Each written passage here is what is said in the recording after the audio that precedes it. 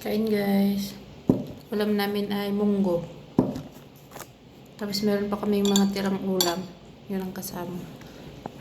Dapat dinis ang munggo to kaso natabunan na yung munggo. Kasi sa dami ng mga gulay. Ang palaya, eggplant, okra, tapos kalabasa. Sarap. Yung sahog niya yung maliliit na ipon, hibi. Tapos may malunggay, may talbos ng kamote. Malunggay. May okra. Tapos yung maliliit na okra. Yan. Sarap guys.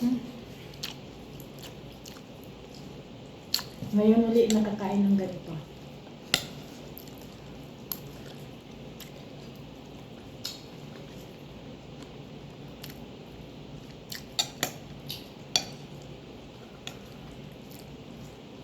Thank you Lord at nakatikim mo kayo ng gulay na ganito. Sari-sari.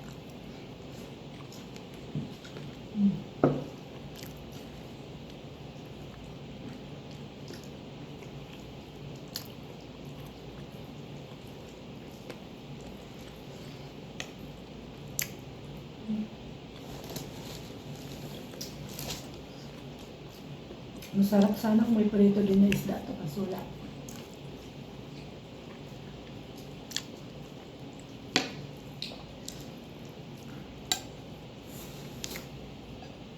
Sarap ng lasa kasi yung hipon niya.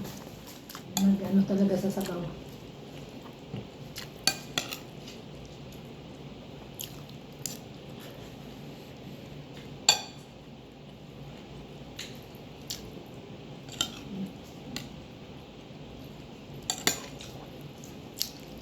Parang ano na to eh, tawag nito.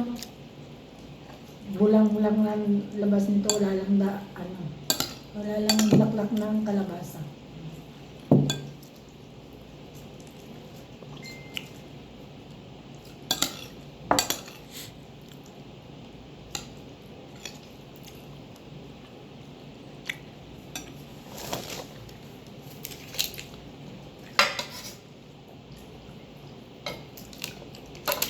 May iba naman yung ulam namin para kain tayo. Lunch. Ayan. Gulay. Ampalaya, kalabasa, eggplant, okra, tapos talbos ng kamote, at saka, ano ba to? Malunggay.